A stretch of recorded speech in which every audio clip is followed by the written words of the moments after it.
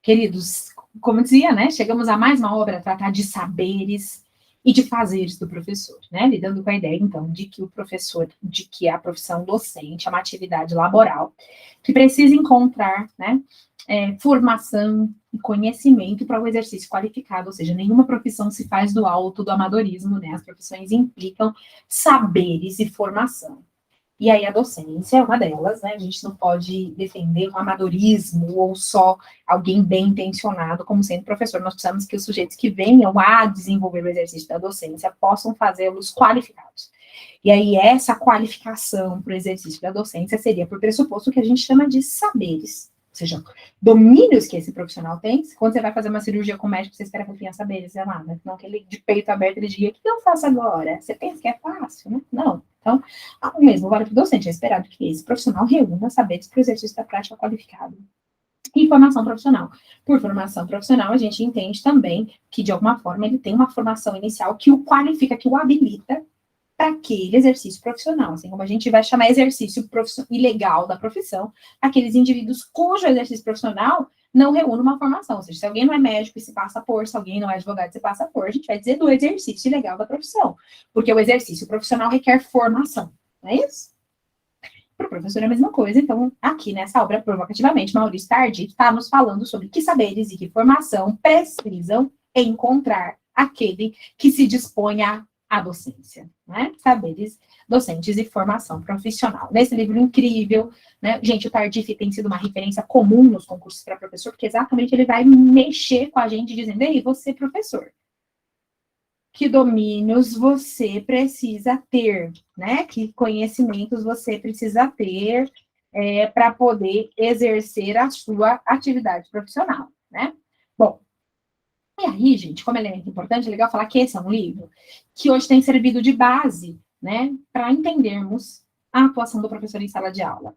Esse é um livro interessante porque ele critica algumas concepções nas quais é entendido que o professor precisa ter domínios só psicológicos, ele só precisa entender dos aspectos psicológicos do seu aluno, que é um pouco a visão anglo-saxônica, é um pouco a visão inglesa, é um pouco a visão norte-americana, de que os saberes do professor seriam mais saberes de processos psicológicos, de aprender só como o menino aprende, o Tardif não de visão anglo-americanas, tá?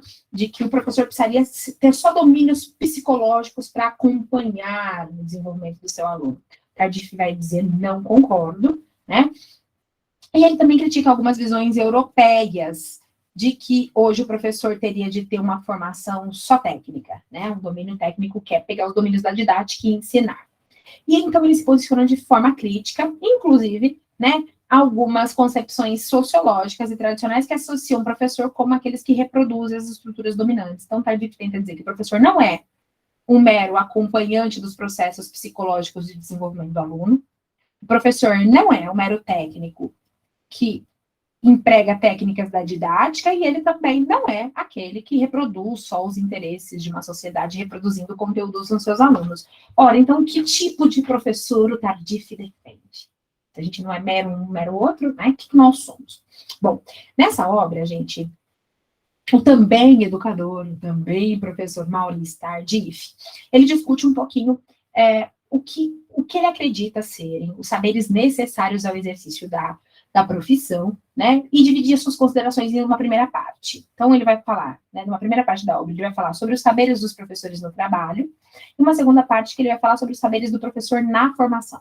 Sobre os saberes do professor no trabalho, ele está falando da atuação docente, né, e sobre formação, saberes na formação, o que ele precisa saber para se habilitar à docência, tá?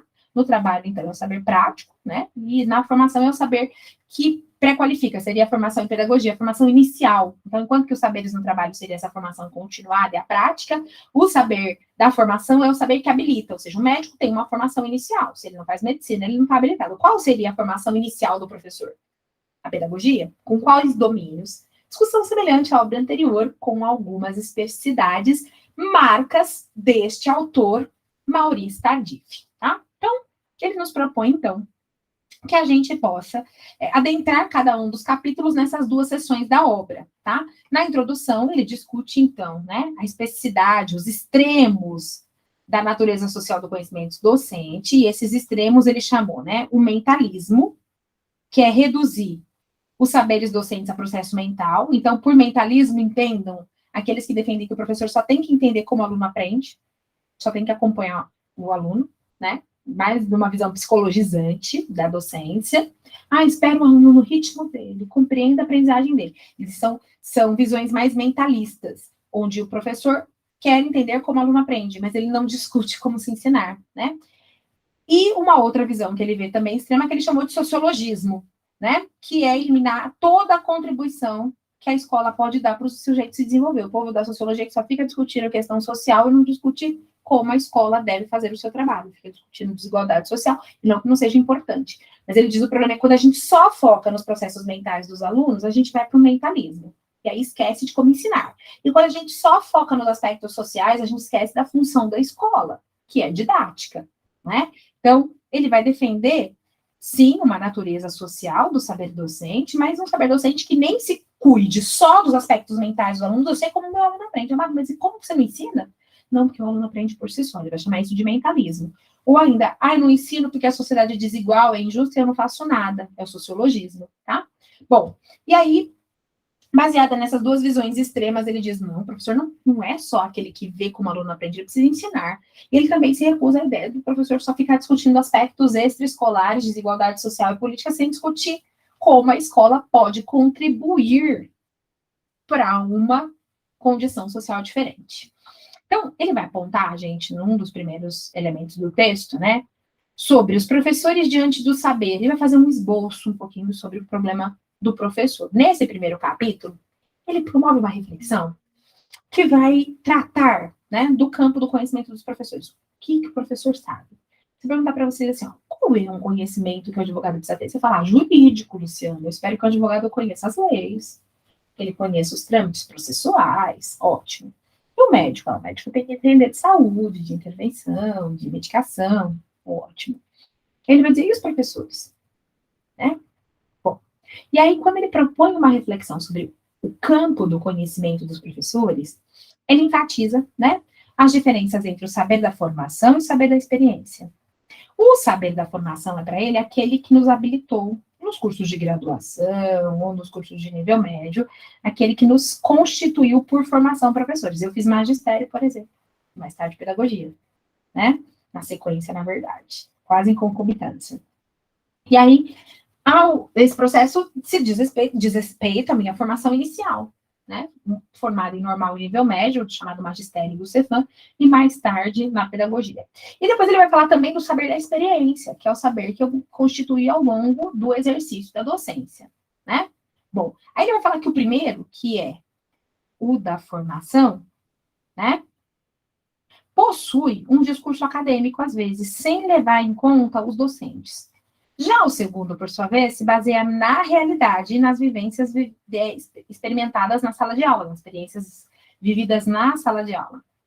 E aí ele vai dizer que esse segundo, né, ele vai propor uma socialização dos saberes e experiências com áreas produtoras do conhecimento, para assim a gente levar a legitimação da produção. O que o Tardif vai dizer? Da importância da gente articular o saber inicial com o saber da experiência. Quando a gente separa os dois, lá nos cursos iniciais a gente não tem noção de como vai ser a experiência, e da experiência a gente esquece a formação inicial que a gente possui, né? Assim, gente, o Tardif, ele vai propor, né, que a gente possa integrar tanto o saber da formação, que é o inicial, quanto com o saber da experiência, que é da prática. O saber da formação, ele é inerentemente teórico, mas quando eu dialogo com a experiência, eu articulo e não oponho teoria e prática. Então, ao invés de fazer essa oposição entre teoria e prática, eu teria uma articulação teoria e prática, onde o saber da formação, que é teórico, encontra o saber da experiência, que é a vivência, né, num contexto de sala de aula, inclusive. Assim, gente, os autores continuam, especificamente agora Tardif, continua numa defesa, né, de que os saberes, o tempo e a aprendizagem do trabalho do magistério se relacionam. Este é o segundo capítulo da obra, na qual Tardif discute, né, como é o processo de ensinar. E ele vai partir um pouco da história de vida de cada professor. E vai falar das trajetórias profissionais. Ele diz assim, os saberes, gente, tem a ver com tempo, com experiência, com trajetória profissional, né? Com destaque para o conhecimento que provém da experiência, construído, então, no decorrer da história pessoal de cada um, na história escolar, na escola profissional de aquisição de saber, né? Gente, vejam que aqui ele está deixando muito claro para nós que o saber que constitui o professor, ele tem a ver com o percurso que ele percorreu, ou seja, a gente é também o acúmulo das experiências vividas, né? Então, o conhecimento que advém das escolas que a gente trabalhou, das equipes que a gente constituiu, dos alunos que estivemos, das experiências pessoais, inclusive, da história de vida de cada indivíduo, né? E não inclui só o nosso percurso escolar, inclui as nossas experiências como mãe, como amiga, como companheira, né? Escolar e profissional de cada um. Isso tudo é saber, né? Tem indivíduos que visitam experiências de vida, às vezes, que qualificam a sua atuação como professor, por conta do posicionamento, né? Diante do mundo, diante dos fatos, das situações, certo? E é durante esse percurso, então, que o professor constrói as atitudes e maneiras de saber e fazer. Então, existe uma relação entre, e aqui, gente, especificamente quando ele se relaciona a tempo, ele está falando de experiência. E que esse nosso saber, né, da experiência, ele é tanto da experiência de vida, quanto da experiência escolar, quanto da experiência profissional dos docentes. Ou seja, a professora que, o professor, o docente, que cada um tem tanto da experiência pessoal que ele viveu, da experiência escolar que ele viveu, e profissional que ele encontra, né? Ótimo. Já no terceiro capítulo, gente, Tardif se dispõe a conversar com a gente sobre o trabalho docente, sobre a pedagogia e o ensino. E ele vai discutir o trabalho do professor, a pedagogia como ciência e a prática de ensino como interações humanas, tecnológicas e dilemas que investem nesses temas. Ele tem a finalidade nesse capítulo, né, de falar um pouquinho, de apresentar o trabalho do professor como diferente de um trabalho do operário. Eu falar, infelizmente, gente, na nossa sociedade, na nossa cultura, a gente proletarizou o trabalho do professor, né? E aí o trabalho do professor fica quase como um trabalho industrial. Alguém pensa, o trabalho do professor, ele era um mero executor, ele tem que ser vigiado, acompanhado, e Tardif se recusa a dizer que o professor é um operário, que o trabalho que o professor realiza é um trabalho industrial, é um trabalho que possa se dar sob a lógica, né, de uma empresa capitalista, como quem produz quaisquer coisa.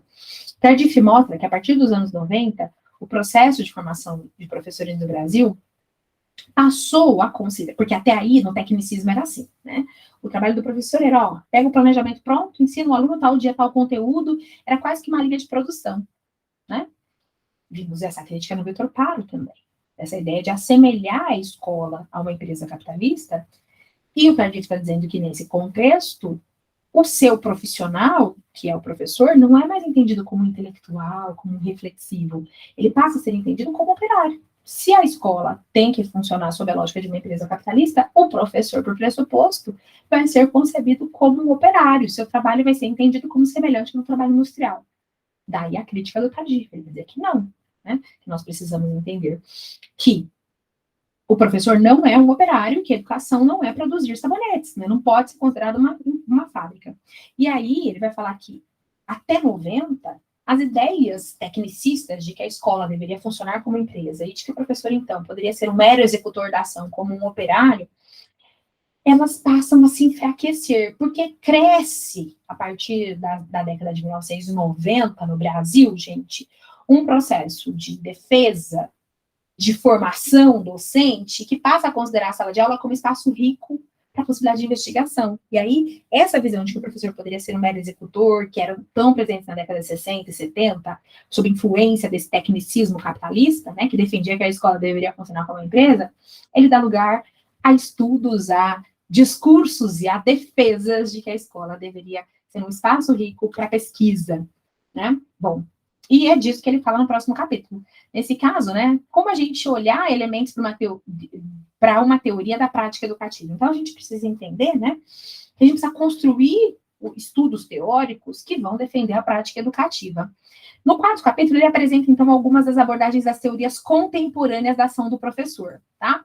Bem como nas histórias da concepção educacional, a fim de apontar um pouquinho como que a prática educacional é fundamentalmente humana, né? Ou seja, como que o ato educativo, gente, ele tem que ser um ato teórico. Por quê? Porque ele vai dizer o seguinte: nós precisamos pensar o ato educativo, ele não é uma prática irracional e impensada. Assim como nós temos teoria na medicina, como temos teoria no direito, nós precisamos ter uma teoria que defenda a prática pedagógica, né? E a gente precisa, então, de elementos para essa teoria da prática educativa. Olha que lindo. Quando a gente fala de prática, a gente não pode prescindir da teoria. A prática não é sair fazendo.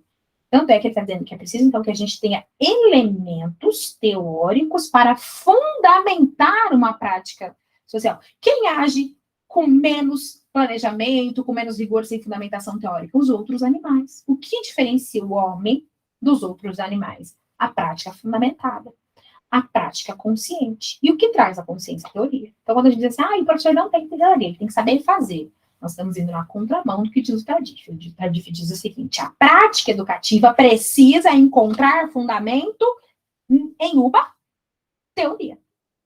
Essa teoria, por sua vez, não pode ser completamente alheia à prática, ela tem que se articular a esta, não é isso? Sendo assim, ele considera de suma importância o conhecimento por parte dos docentes acerca do processo, ou seja, é preciso dominar alguma prática pedagógica, sim, mas o domínio dessa prática tem que ser também teórico, não é só sair fazendo. O professor pode ser muito bom em teoria, mas não saber o que está fazendo. Em prática, perdão, e não saber o que está fazendo. Então, ele vai dizer, é preciso ter base para a prática. Porque eu posso até acertar, se eu sou um bom prático, mas é de saber por que eu acertei. Fazer isso de novo é muito mais intuitivo do que fundamentado. E o Tardif é unânime em dizer o seguinte: a nossa ação é prática, mas ela não pode estar livre de uma fundamentação teórica, né? Que, por sua vez, tem que dialogar com a prática.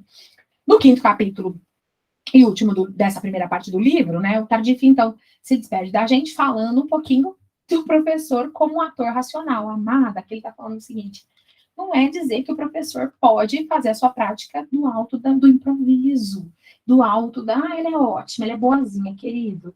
O professor é um ator racional. Mas que racionalidade, que saber e que juízo nós estamos falando? Estamos falando de uma racionalidade dura, técnica? Não. Nesse último capítulo da primeira parte, ele vai falar um pouquinho o que ele acha que é esse saber racional do professor. Para ele, a definição do saber é estabelecida em 3 formas, de 3 lugares. O saber subjetivo, o juízo e o argumento, tá? Então, para ele é o seguinte: esse saber, gente, né, esse saber racional, ele é um saber que constitui influenciado pela nossa subjetividade, por mais racional que seja. Lembra que ele tem influência das minhas experiências de vida? Então, tem uma influência da subjetividade. O juízo, né, que é como eu julgo aquela determinada situação. Então, meu aluno não aprende, a culpa é dele, né? E o argumento. E para ele, gente, dentro dessas 3 concepções, né, que eu posso dizer, o saber profissional é predominantemente subjetivo, é juízo de argumento, nessas 3 concepções, é a última que ele vai defender, que corresponde ao saber docente. Ele diz assim, do alto do exercício profissional, a gente tem que minimizar as influências da subjetividade e do juízo, porque esses predominam, por exemplo, a minha experiência pessoal, as minhas crenças, tanto na subjetividade quanto no juízo. É no argumento que o professor teria, por excelência, a flutuação. Então, a racionalidade no sentido do argumento. Uma vez, né, que na leitura dele, esse saber consiste, o saber do argumento, tá? Consiste na atividade discursiva, desenvolvido também da subjetividade, né, também do julgamento, mas, sobretudo, olha só, a partir da asserção e dos fatos, e a capacidade de debater com outras pessoas através da palavra, da ação, e com consensos racionais. Então, o professor não é aquele que eu acho. Não, você não acha. O poder do argumento vai exigir de você o quê? Um debate fundamentado, né? Um consenso racional. Então, eu e o professor estamos discordando sobre reprovar ou não o aluno. Qual que tem que ser o viés para essa decisão? O consenso racional. O fundamento. A capacidade de debater justificada, fundamentada. Então, para ele, gente, essencialmente a atuação do professor se dá no lugar do argumento. Para ele, o professor não pode ser aquele que acha, que pensa, que acredita. Não, ele tem que ser aquele que argumenta, que fundamenta, né? Que corresponde, que usa fatos para poder ser contratado. Quando eu estou propondo a reprovação do meu aluno, eu não poderia fazer do alto de quem quer, de quem deseja, de quem gostaria, de quem acredita. Eu tenho que fazer do alto de quem argumenta, de quem defende isso fundamentadamente, né? Ou seja, de maneira consistente e sólida, que permita minimamente o convencimento do outro ou o próprio convencimento, né? A própria dissuasão. Bom, já na segunda parte do livro, gente, a partir do 6º capítulo, o Tardif vai falar, né, que os professores precisam ser entendidos, então, como sujeitos do conhecimento, tá? O que significa dizer que o professor é sujeito do conhecimento?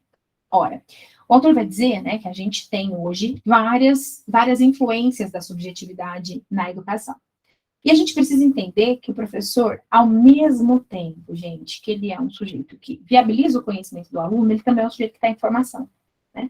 Por isso que o Tardif faz isso. Se o professor é um sujeito que também está aprendendo, ele diz que o professor precisa essencialmente refletir sobre o saber fazer. Refletir sobre competências e habilidades que fundamentam a sua prática. Então, nesse caso, ele vai dizer o seguinte: o professor também tem que ter conhecimento, e a ausência de conhecimento do professor pode implicar, gente, na ausência de competências e habilidades que fundamentam a sua prática. Você sabe aquele sujeito que não faz uma prática pedagógica melhor porque não tem fundamento para tal? Porque não reúne condição de pensar a avaliação sobre outros moldes, porque não reúne instrumental técnico para pensar, né? Hoje a gente procurava um novo colégio para leitor. E aí, ao chegar no colégio, por exemplo, o colégio dizendo que eles vão trabalhar o método fônico. Aí eu perguntava, mas e o letramento? E a formação do leitor, né? Ah, porque a gente viu que agora melhora o método fônico. Eu disse, mas para um determinado elemento, que é o domínio do código do sistema alfabético de escrita, mas ele não é excludente das práticas do letramento. Eu percebi que do alto de alguém que não tem estudado, né, de que falta fundamentação, às vezes as decisões ali sobre, né, as competências e habilidades que são mobilizar as ações para tomada de decisão seguem ausentes de estudo, de fundamentação, né? Então, a gente precisa lidar com a ideia de que, como sujeito do conhecimento, o professor precisa se apropriar dele, inclusive, para melhor entender os processos de aprendizagem dos seus alunos, mas não só, sobretudo, que ações empreender para viabilizar, ofertar condições para essas aprendizagens. Já no 7º capítulo, gente, que é o segundo dessa parte, né, ao falar sobre os saberes dos professores e conhecimento universitário, né, que é o conhecimento que ele possui na formação, o Tardif vai propor o seguinte, né, ele vai fazer uma análise sobre a existência de um paradoxo na formação de professores. O que é um paradoxo, gente? Tem aqui uma contradição. Se, por um lado, haveria um movimento de profissionalização do trabalho do professor, né, mais recentemente, então defendendo que o professor é um profissional, do outro, a formação está em crise. Então, do mesmo jeito que a gente defende assim, o professor tem que ser um bom profissional, o professor é um profissional, e a gente tem essa defesa amplamente difundida, nós temos uma crise nas formações iniciais. Sim? Nós temos uma crise nas formações iniciais ofertadas. Portanto, é nesse contexto, né, duplamente coercitivo, né, de dilemas que se impõe uma profissionalização ao professor, mas que as formações iniciais, os sujeitos se formam cada vez menos preparados para a docência, essa crise diz respeito, inclusive, ao mau preparo da docência, né, que o autor tenta lançar as bases de uma verdadeira epistemologia do conhecimento. O que é epistemologia? O conhecimento para a prática dos professores. Ele tenta mostrar, então, que a gente precisa lidar com a ideia de uma formação inicial, onde reconheça a profissionalização do professor, mas que caminhe para ela. Formar profissionais desde a formação inicial. Dar ferramentas para essa formação. Ele adentra no último capítulo da obra, que nesse caso é o 8º, tá, gente? Tem aqui uma correção. Tratar da ambiguidade, então, desse saber do professor. Né? O que seria essa ambiguidade? Não sei se essa contradição. Que foi, a partir da década de 90, a gente defender uma boa formação de professores, uma atuação consistente dos professores, e ele faz uma discussão quanto à necessidade da gente refletir no que se refere à formação do professor, né? Para ele, gente, essa formação, e aqui está a essência da defesa do autor, deve ser uma formação de alto nível. Ele não é favorável a um discurso onde a gente defende a profissionalização do professor e precariza a formação inicial. Faz cursos cada vez mais aligeirados, prescindindo de fundamentação teórica e articulação com a prática. E aí ele diz, a pesquisa, a ciência. E por que a pesquisa? A pesquisa é onde articula teoria e prática. Porque a pesquisa implica conhecer uma realidade e usar um referencial teórico para tal. Por isso que a pesquisa se apresenta como interessante, né? Para pesquisa e educação, proporcionando aos professores conhecimentos para aperfeiçoar a prática, ou seja, é na pesquisa que eu reúno a articulação entre teoria e prática, porque na pesquisa eu tenho a realidade para analisar, mas preciso de um referencial teórico para tecer a análise dessa realidade. Tudo bem? Incrível, né? Vocês viram como é um referencial super crítico, então não depende de uma formação profissional ligeira, breve, né, mas consistente.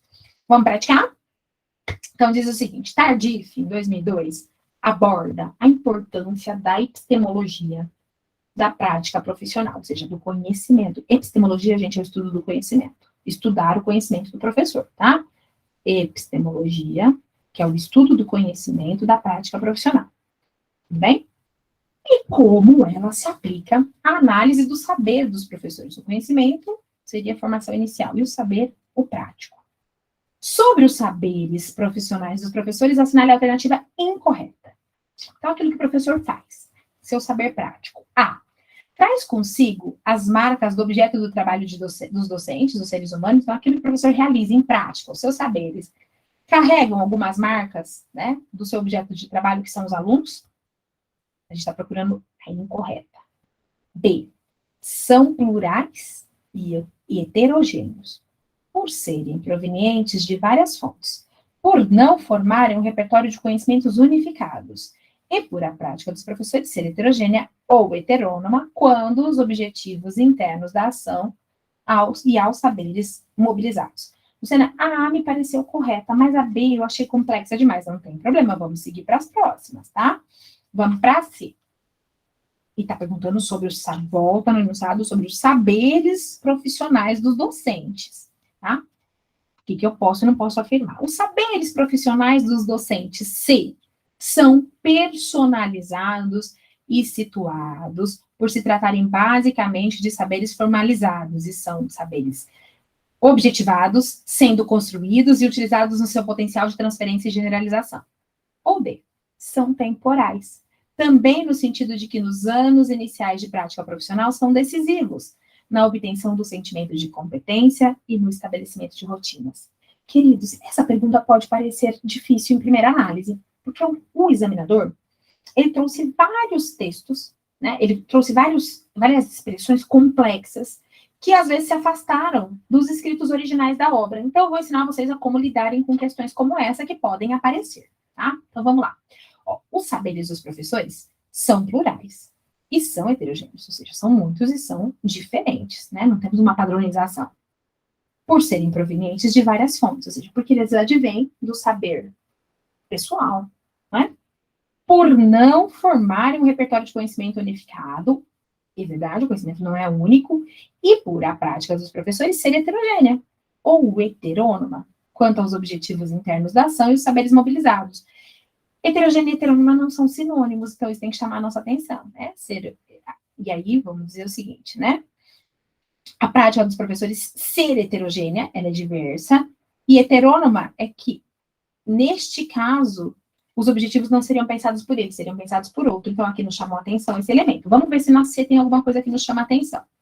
Os saberes docentes são personalizados e são situados por se tratarem basicamente de saberes formalizados, de saberes objetivados, sendo construídos e utilizados no seu potencial de transferência e generalização. Será que esses conhecimentos têm, né, esse potencial? E D, são temporais, ou seja, mudam com o tempo. Também no sentido de que os anos iniciais da prática profissional são decisivos na obtenção de um sentimento de competência e no estabelecimento das rotinas. São importantes também. Então, na D, a gente tem correção. Nós ficaríamos entre C e B. Quais dessas duas alternativas lhes socorrem do ponto de vista da correção? Né? Se a gente falar do B e do C, quais trazem mais desconforto? Né? Qual é positivo e qual não é? Vejam que a gente está tratando da ideia, né, que eles não são heterônomos, eles não seguem os objetivos externos, o saber do professor nem sempre cumpre as formalidades. Onde tinha mais negação para nós era na alternativa B. Por esse motivo, ela se tinha incorreta na obra de Tardif. Tá? Então, uma questão muito mais complexa. Pretendo, na revisão de véspera, trazer para vocês um pouco mais de aplicação desta obra, por conta da sua complexidade. Né? É muito importante, então, que vocês, se sentirem necessidade, revisitem essa obra. Basicamente, pergunta sobre o Tardif, essa eu trouxe mais difícil, né, para trazer essa expressão, mas perguntas do Tardif devem se relacionar à importância da associação entre teoria e prática. Devem tratar, sobretudo, da importância de uma reflexão do professor sobre o seu fazer, tendo a pesquisa como objeto, que é onde se reúne teoria e prática. Ok? Espero que sim. Perfeito? Joia. Tudo bem, meus queridos? A obra do Tardif, gente, vocês vejam que encontra uma complexidade maior do que a anterior, né? Então, mas é uma obra menos frequente na VUNESP. Então, basicamente, eu entendo que as perguntas sobre saberes do professor vão girar em torno da importância da fundamentação teórica e da importância da compreensão da prática, né? Porque vocês percebam que isso é comum nas duas obras, né? Quando a VUNESP traz para a obra de vocês, para o edital de vocês, tanto as obras que vão, duas obras que vão falar de saber docente, nas duas destacam-se a importância de articulação entre teoria e prática, nas duas destacam-se elementos relativos à sustentação de um saber diária, mas também de um saber didático para o professor. Nas duas obras se destacam, sobretudo, a importância entre a teoria e a prática de maneira articulada. Essencialmente, eu penso que a banca deve privilegiar, em princípio, que é o mandante nesse caso, né? Devem privilegiar perguntas onde se tenha como alternativas corretas esses elementos, ou seja, a importância de um saber docente, né, que não se restringe ao conhecimento que deva ser ensinado, mas que assuma uma postura ética, política, didática, que seja favorável às aprendizagens e à educação como formação humana. Ok? Mas a gente volta a exercitar questões desses autores, tá bem? Perfeito até aqui? Joia? Então, eu vou dar início, vou encerrar essa gravação e nos organizarmos para as próximas 2 obras da noite.